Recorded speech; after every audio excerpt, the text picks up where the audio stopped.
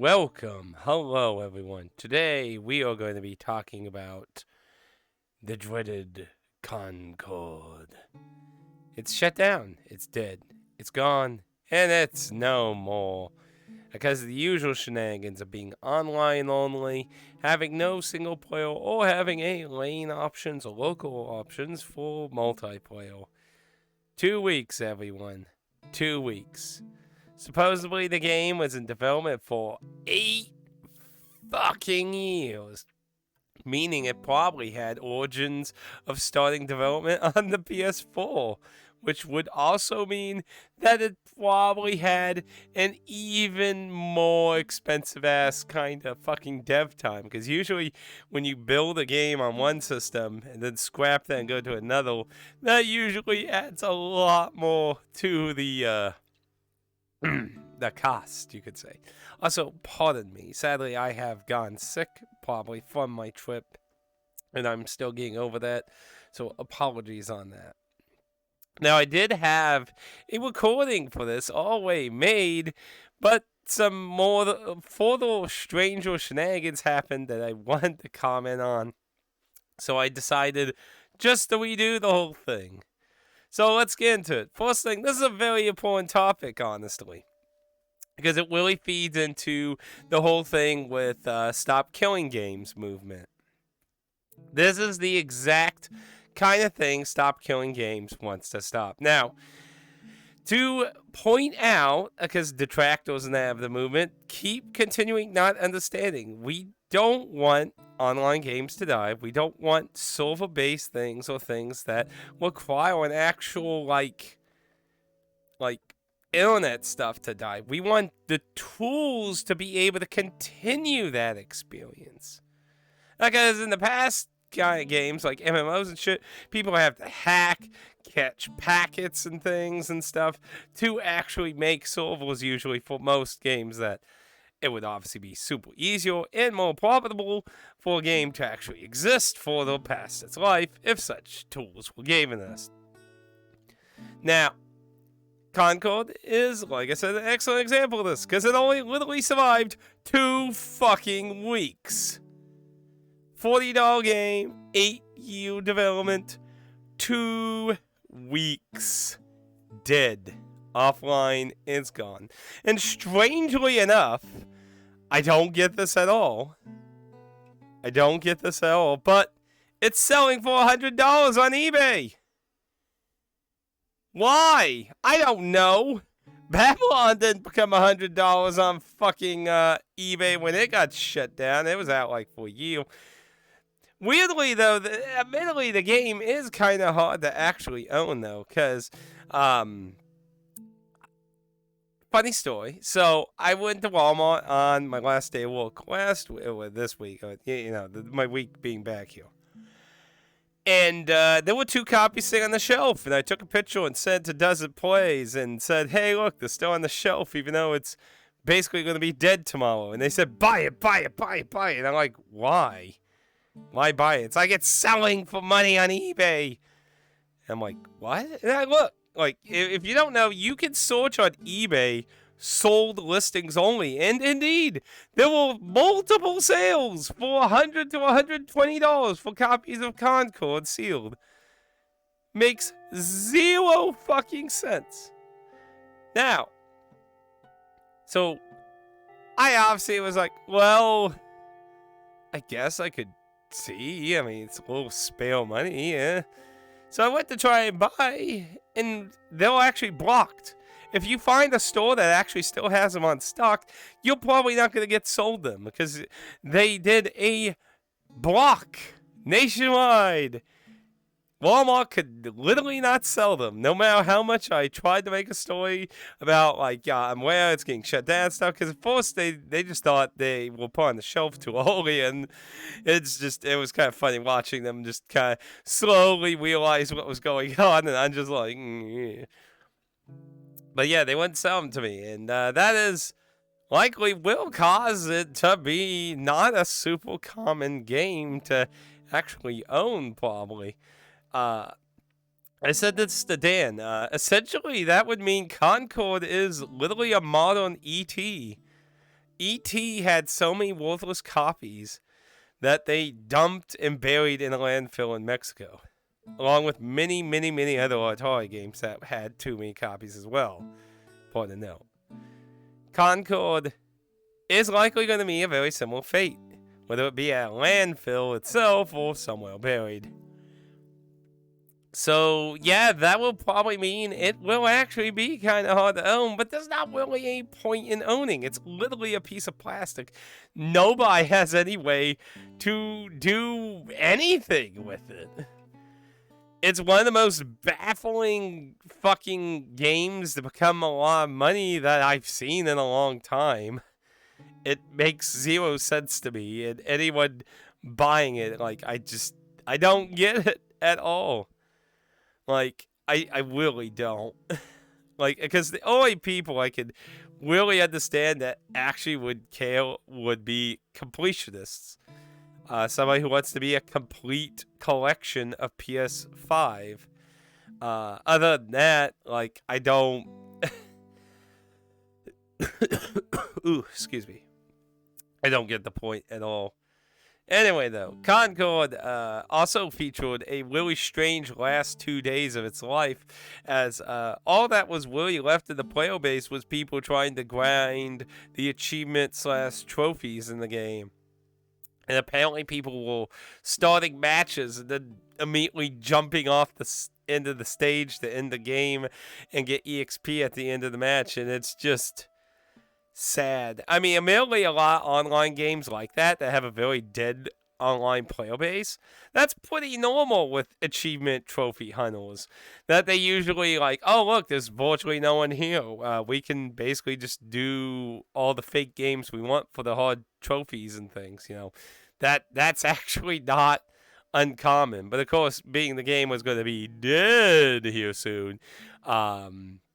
Yeah, you know, they're all like, plug 2, because for those kind of competitions, you know, those are trophies other people, their competition won't be able to get in the future if they don't already have them. So, you know, that's the advantage on them. I'm not really into that kind of thing either. I like seeing trophies and achievements as like extra replay value, not as a mandatory thing to do. But, you know, nothing against you if you do that. Just... again, something that's not my forte. Honestly, though, I'm not crying any crocodile tears over Concord. It looked like a pretty generic game. At best, it was a functional game that aesthetically didn't appeal to me. And at worst, a terrible game that aesthetically interest me.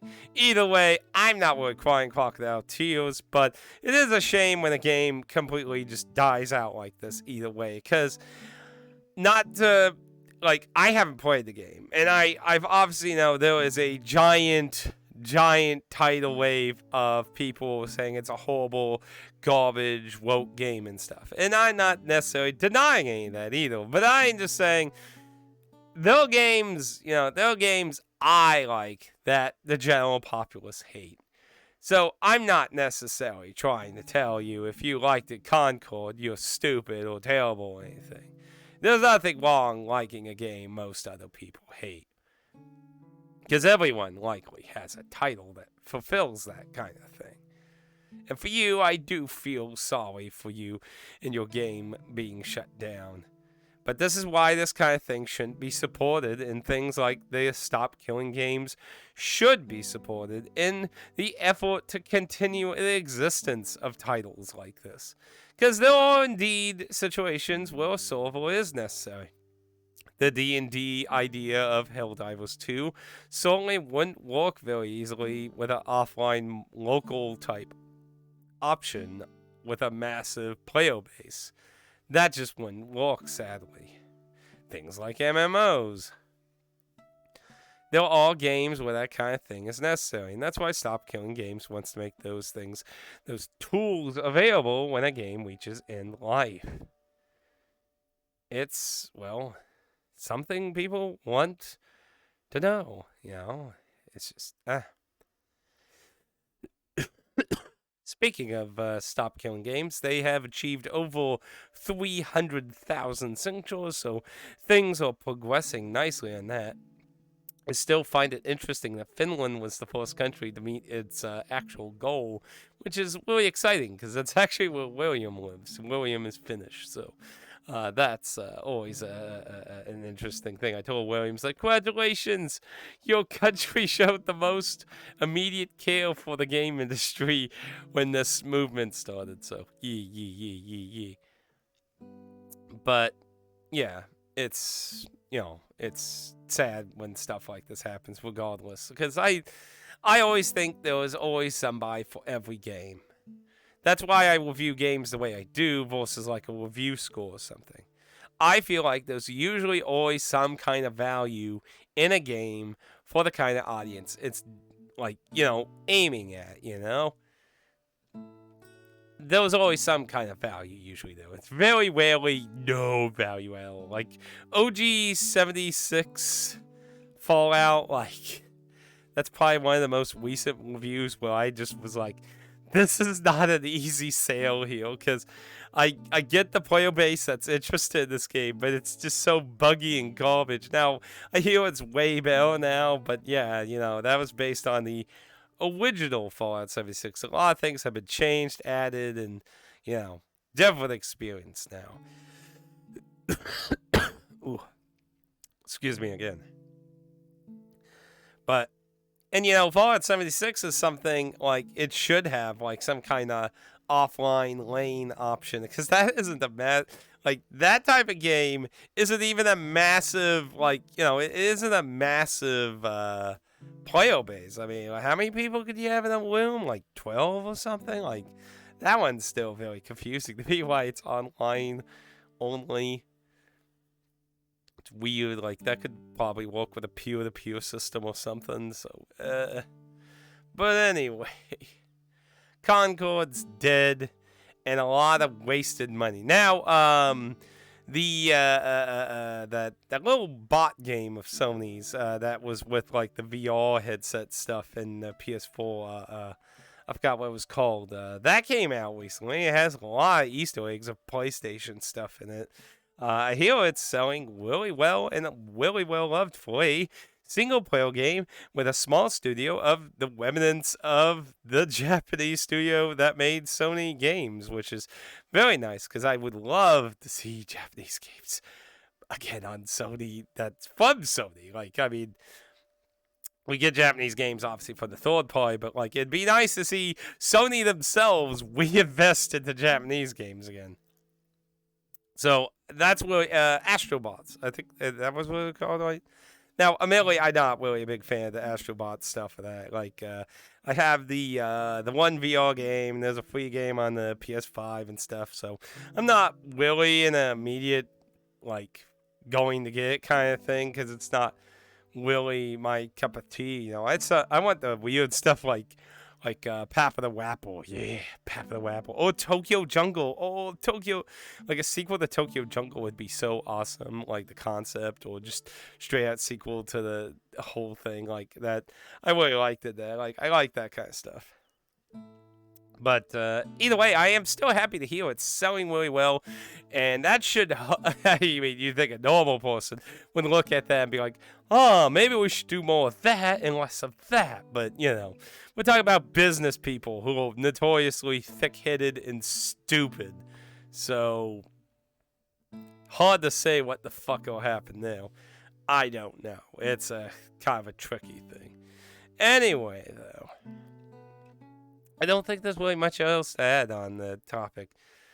Support Stop Killing Games, or at least look into it, I know there's some detractors on it and stuff. Like, some people who are concerned that, this is about the only fair thing I agree with most detractors. We are talking about a bunch of political people who are old and have little knowledge of anything about outside the stupid realms of reality. And I get the concern that letting these people try to make new laws and shit to try and help us could have negative consequences. That is possible, but I kind of would loss on the whole thing. The industry's all the way in a terrible position. We have so many games being made online only with horrible DRM shit and stuff. And it always like is continuing to grow. Like Xbox is basically dead to any of us who care about preserving games. The two consoles are fucking require the internet more and more. Like fuck, when Microsoft servers went down like 5 times this year, causing people to not even be able to play their fucking games offline. Could you imagine that? Xbox servers down. You can't play your single player games either. Fuck you. Like, we're always heading down a horrible course of actions. And that's kind of why I feel like this is the reaction to that. This is the last really extreme attempt to try and stop this from being terrible. So I understand some people have other concerns, and a lot of those I don't agree with. Like some people are like, oh, there could be copyright secrets and shit. Well, maybe you should, like, I don't know, think better about how you do that shit. Because, I'm not paying $70 fucking dollars for shit like Concord in the future. Fuck that. I'm not paying that for rental service shit with microtransactions and crap. But other people will, which is a shame. It's a shame. But, like, it's just, like, I get, like, some coding tricks and stuff could, because, I mean, that's what a lot of modern consoles do with some of the coding shit to get around from people making emulation of modern consoles legally, having the firmware shit and stuff trademarked and stuff. Like, I get that, but I don't know. People have a right to use shit they buy, is my point. Okay? So, if you got trademarked secret shit in your coding that's required for the game to continue to exist, well, I guess you should have thought about that before you used it, is my point on that regard.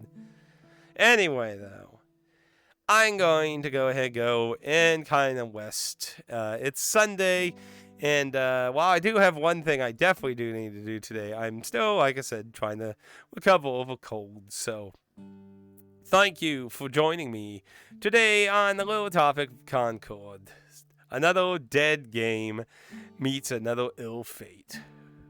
Whether it was good or bad, fare thee well, game into the void, and so long.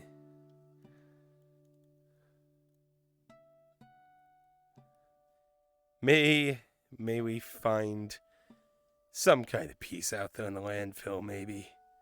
Perhaps, I don't know. Perhaps they'll find another way, another time. Who knows? Whoa. I don't know.